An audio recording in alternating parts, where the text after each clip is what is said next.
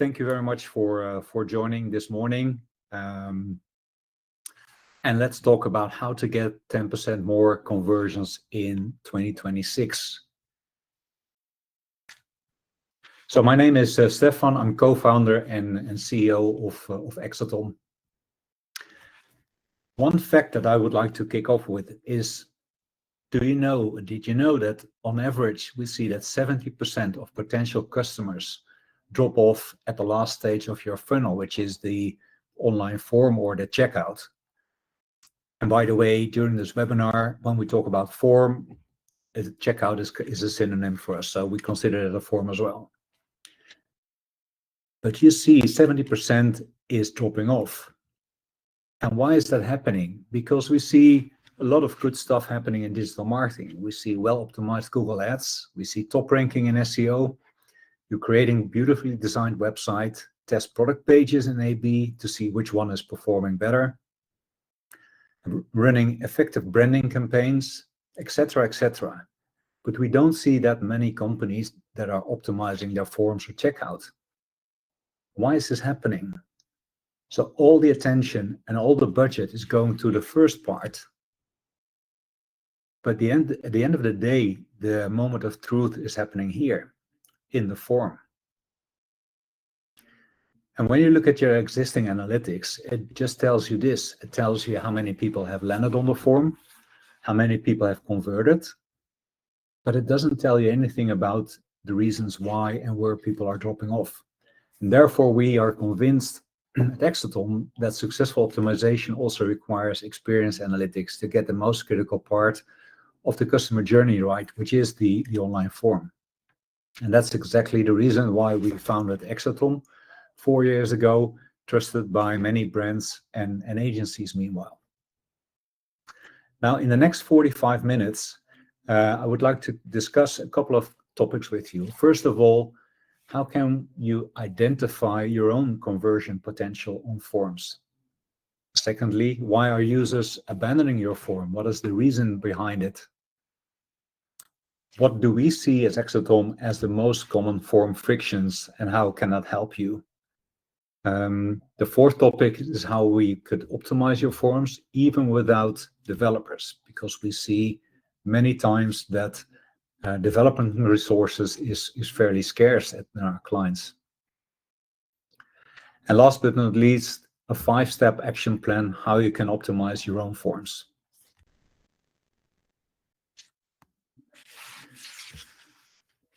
Oh yeah, and before I continue with the first topic, if you have any questions, feel free to put them in the chat. The planning is to keep 10 minutes at the end free for answering any of your questions.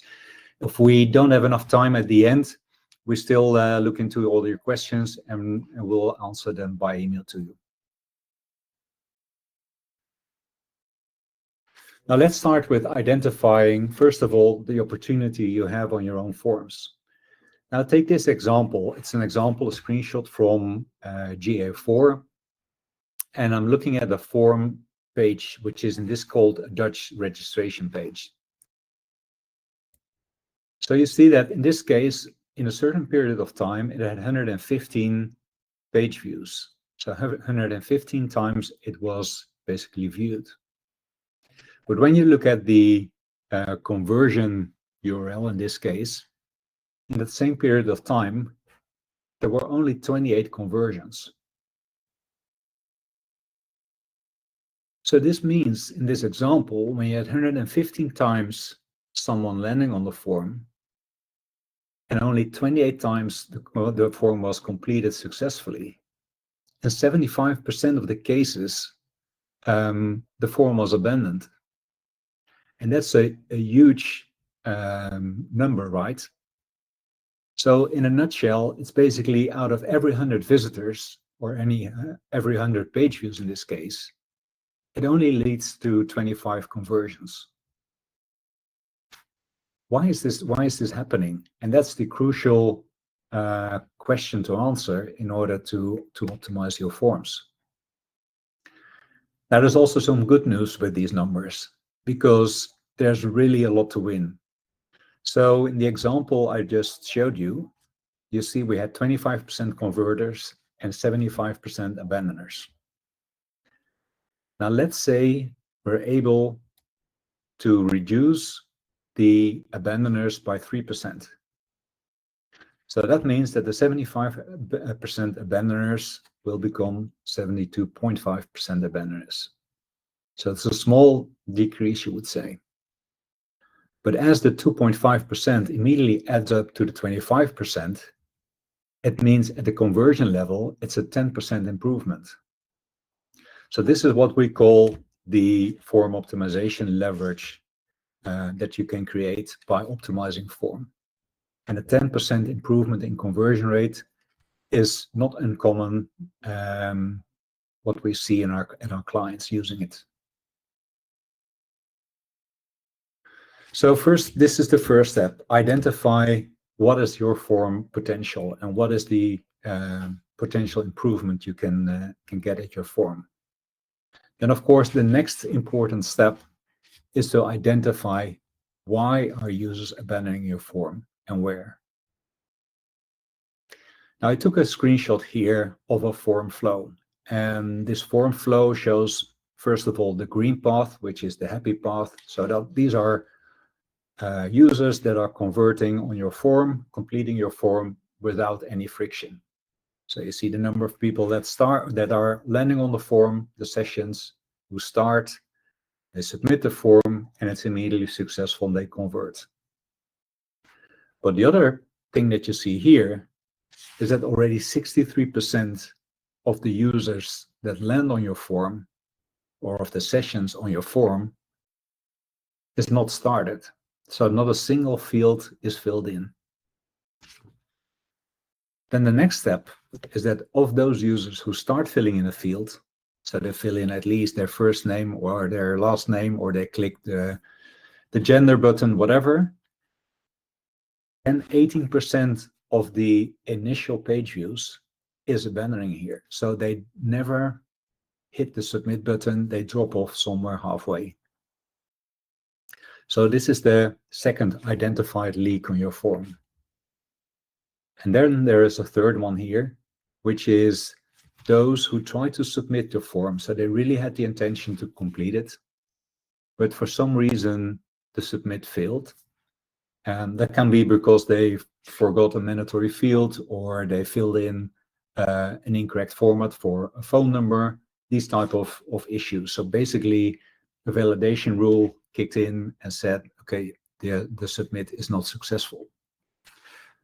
You see that the majority is still able to make corrections and convert, but again, 2.4% gave up and abandoned the form. So you see here 3 leaks that are identified where users are dropping off. And of course, the largest one here, it would be also tempting to focus on this one and this part, and that's definitely worthwhile to do so. But at the same time, you see this percentage here of users who had really the intention to complete your form, but weren't able to for whatever reason.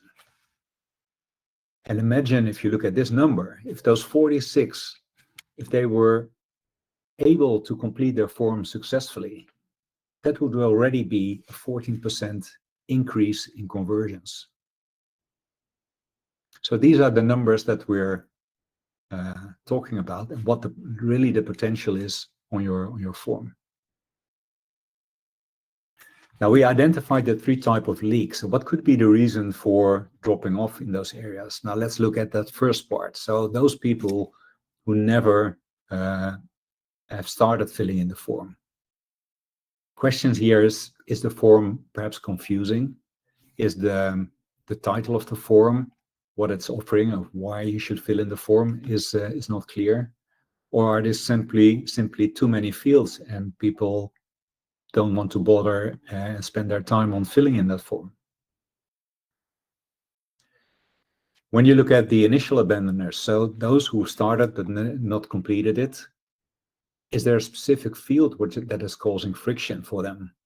Is there a field that they don't want to fill in because they think it's too personal, or they don't understand the reason why you're asking for that information? Or are there perhaps specific browsers or devices that are hindering users and can't continue?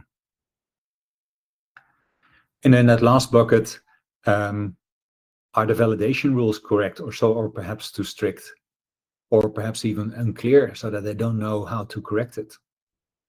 And is there any clear indication of what is the field that they touched as last before they abandoned it and causing the friction? So these are type of questions that we need to answer in the next step. And that's that's something we can do by going one level deeper and look at the field metrics. Now, I understand that these numbers are fairly small, but I'll give a couple of indications here what to look at. So this is, for example, a phone number field. And we see here for the phone number field, 3.6% of the users who are interacting with the field. So they started typing in the field. For 54 users, this was the last field that they touched, and then they abandoned the form. So why is this phone number field a problem? Some other interesting numbers here is that 8.6% of all the users that were filling in this field had to make corrections. And a correction in our definition means they moved on in the form, and for some reason they are either notified or thought, I need to make a correction in the phone number, so they came back to the field and changed the input. Another interesting metric here is the blank rate. Blank rate means that this field was left blank, so nothing was filled in when they clicked the submit button. But the phone number is a mandatory field, so more than half of the users didn't fill in the phone number field. So that's an interesting thing to look at as well.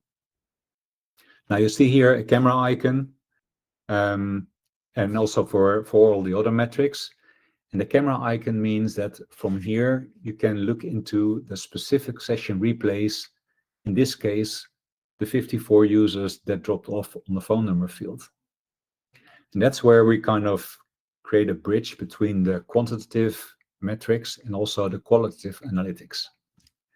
This is something that is really important. If you have your GA4 or any analytics that you use, that you also can link it to a session replays and actually see what users are experiencing on your page or on your form.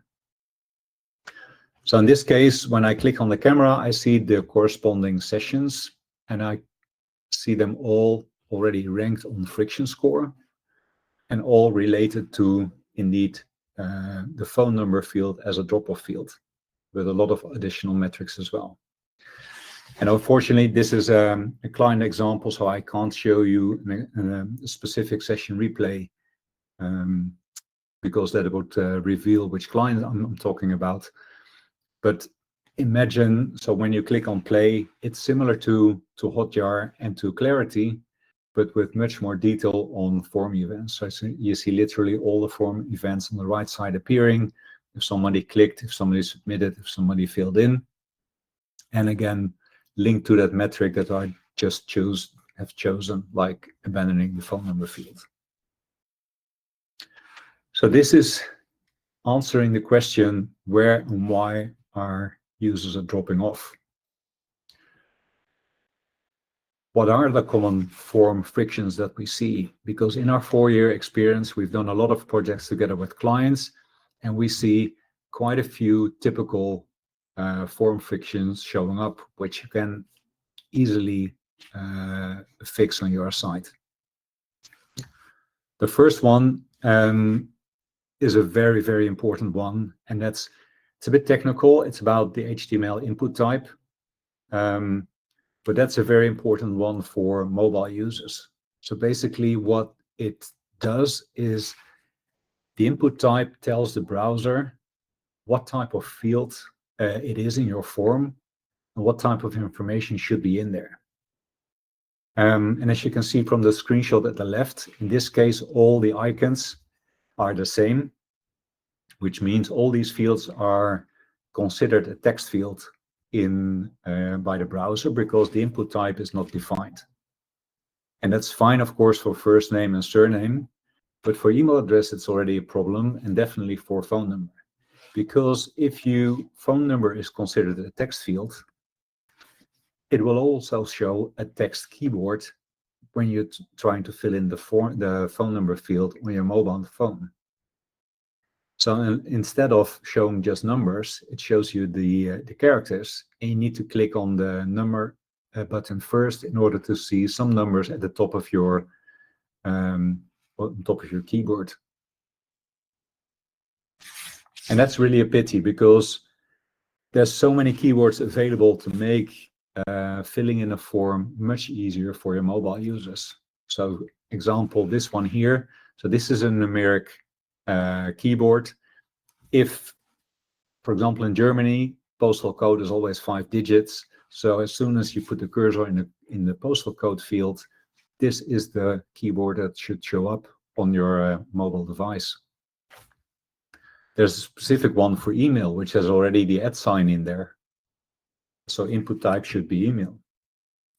And there's even a specific one for a phone number, which is kind of similar to the numeric keyboard, but it also has the plus sign for international phone numbers. And you see there are a lot of different ones that you can use in order to make it as convenient as possible for your mobile user to fill in the form.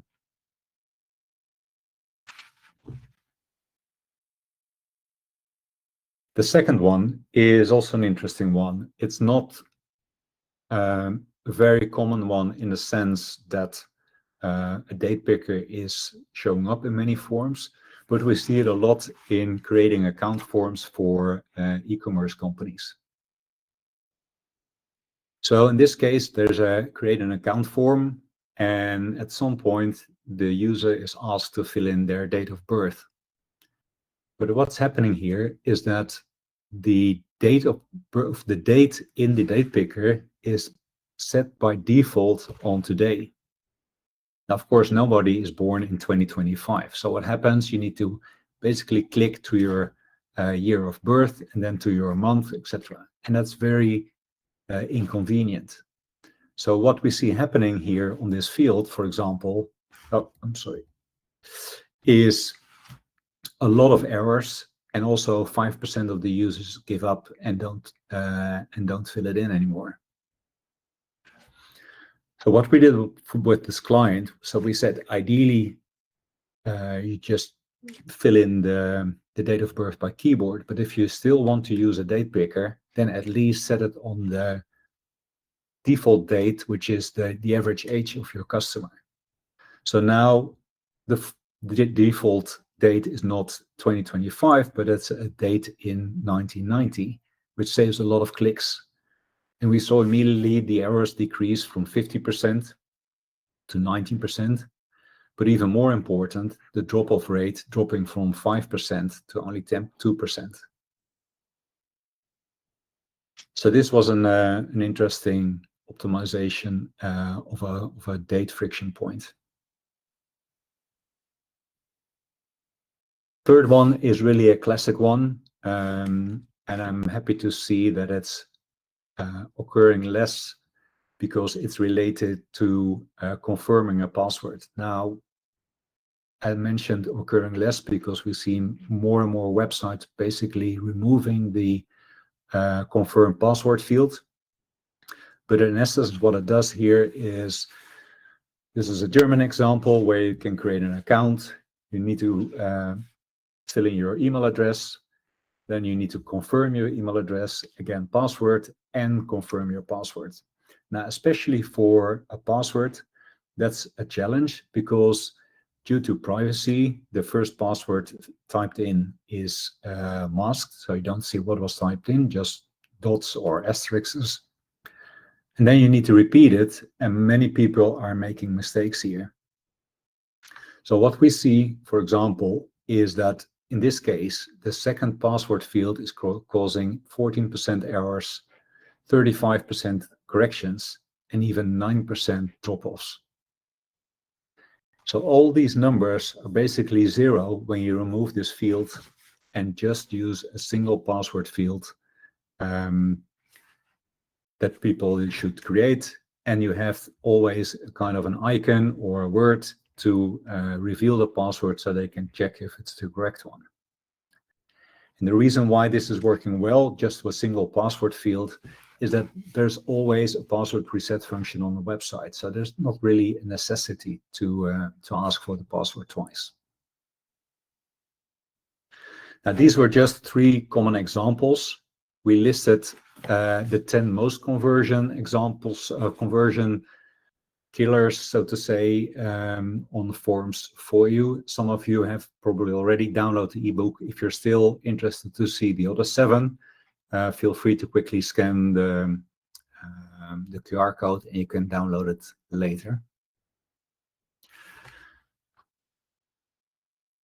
So these were typical issues, but imagine now with the steps we just did, you know what are the friction points, why users are dropping off. So you have a clear list of items you need to resolve. How should you do that? Well, ideally, and that's something we're put forward very strongly, you should fix it with your own development team in your own forms.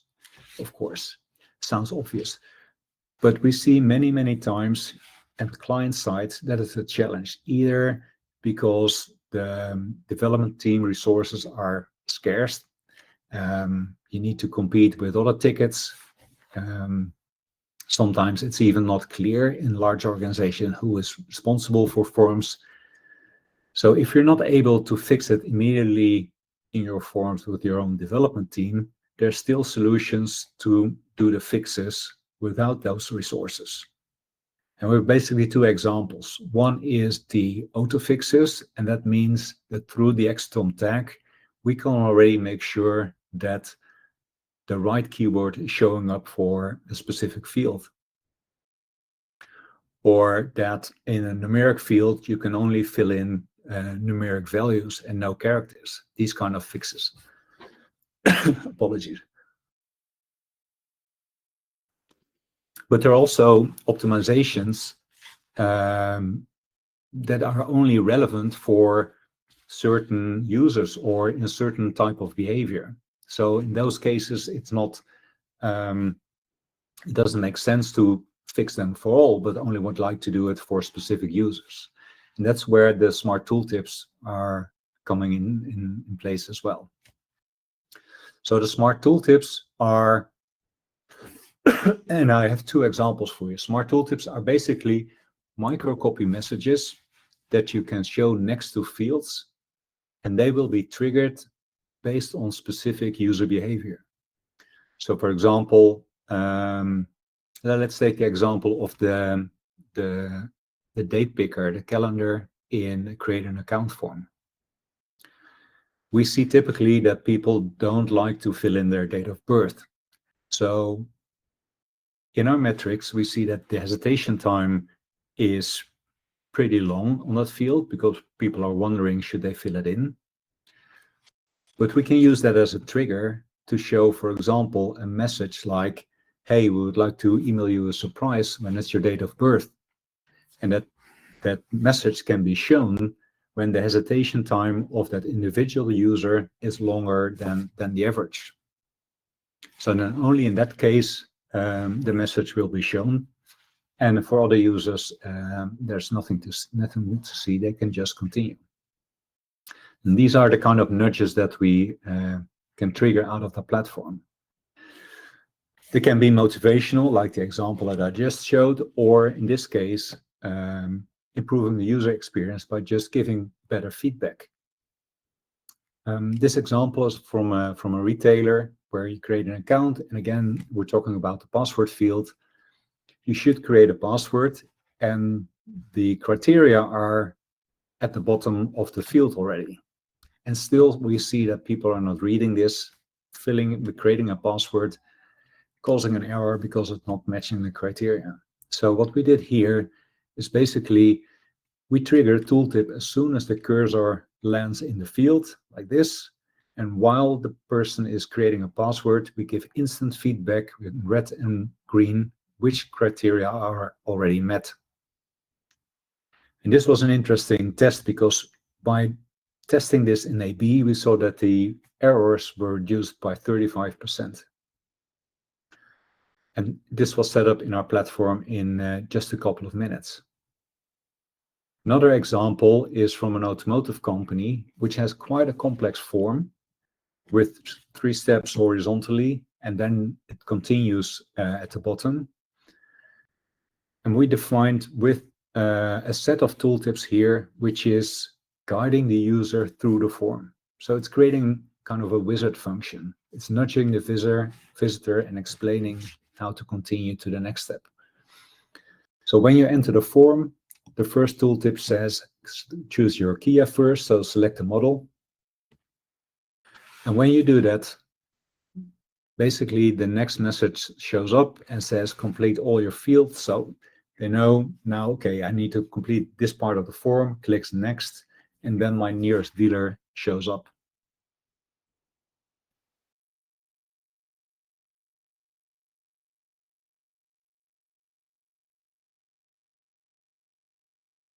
So here they click the dealership, and the third one shows up, which says scroll down to the bottom because there the form continues.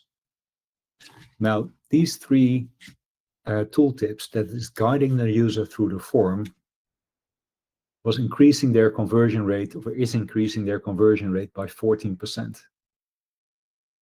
So these were 2 examples of how smart tooltips or microcopy nudges are also helping individual users based upon their behavior to complete the form.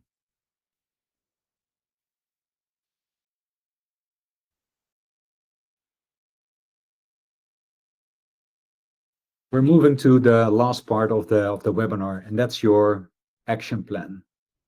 So we talked about many things, but the first step of the action plan is identify your own form optimization potential. I discussed the way to look into your GA4, look at the number of people that landed on your form and the people and the users that are completing the form.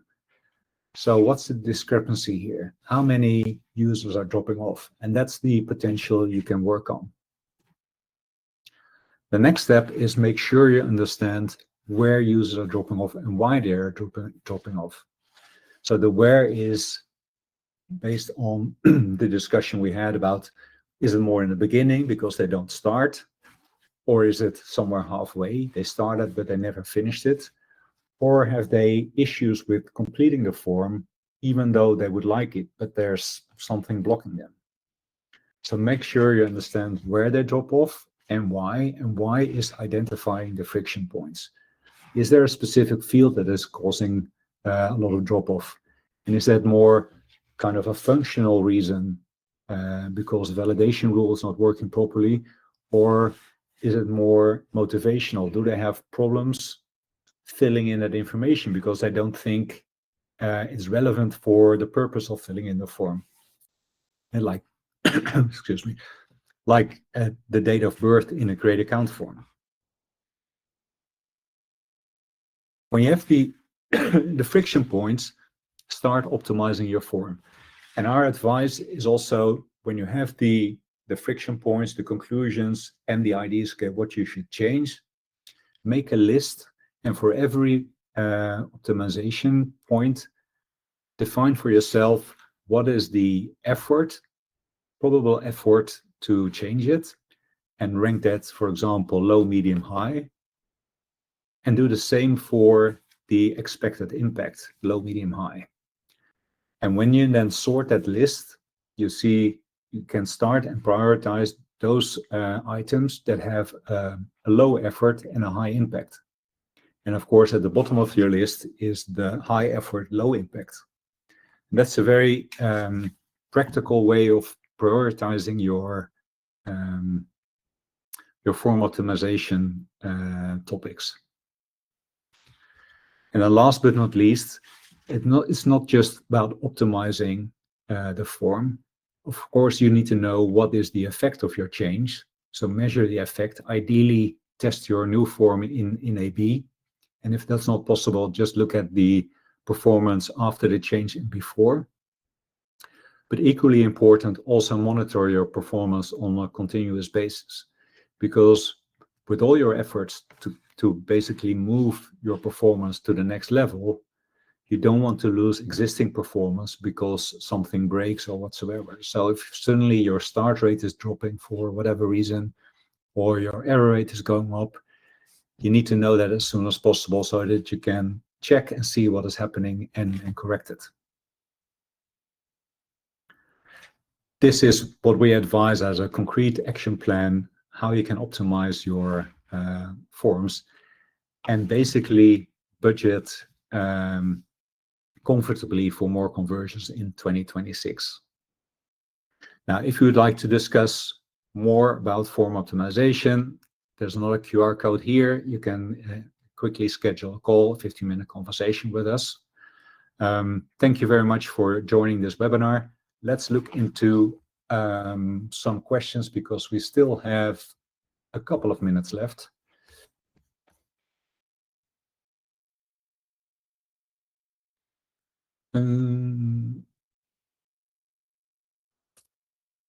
One question is, do we know what percent of users fill in forms on mobile? Yeah, so typically we see that on mobile, users are a bit more in a hurry than on desktop. So the completion rate on mobile is often lower than on desktop. It's also a shorter duration to conversion, so it's also taken less time normally on mobile. But this is something you should see in your GA4 as well. If you filter on desktop or mobile, or you check in an Exatom platform, if you're using it, this is perfectly feasible. But typically, the fill-in rate is a bit lower on mobile. There's a second question about the date picker.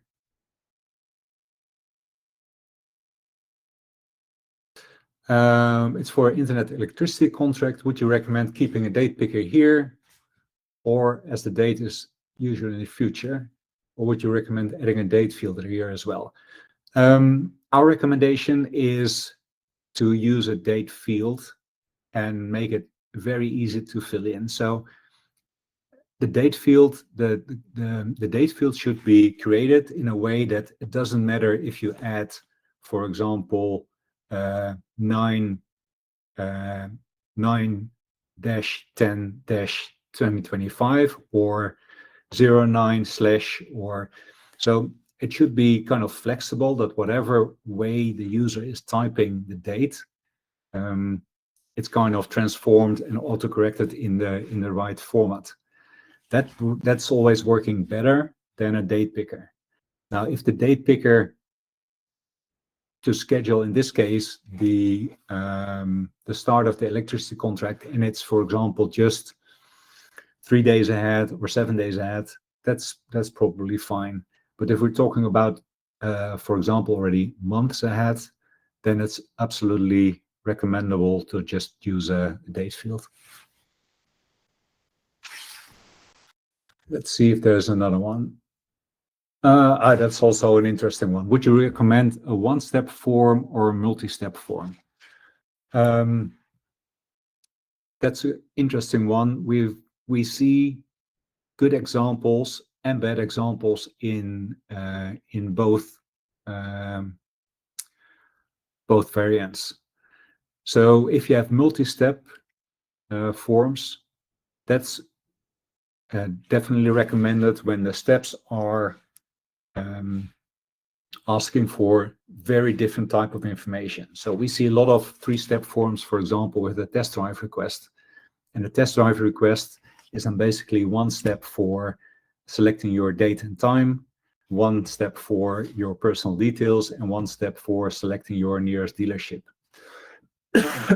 Sorry. So that could work really well. The longer the form, it's also recommendable to break it down in multiple steps. If you can keep it concise, we highly recommend to keep it just a single step form. but it depends a bit on what the purpose of the form is. And ideally, but that's not always that easy, just test it in A/B. Have a 3-step form and make a 50-50 split and show a single-step form to the other users and see which one is performing better. Okay, that's the other question. We have 2 more minutes. Let me know if there's any other question that you could put in the chat right now. And if nothing is showing up, then I thank you very much for attending this webinar. I hope you like it.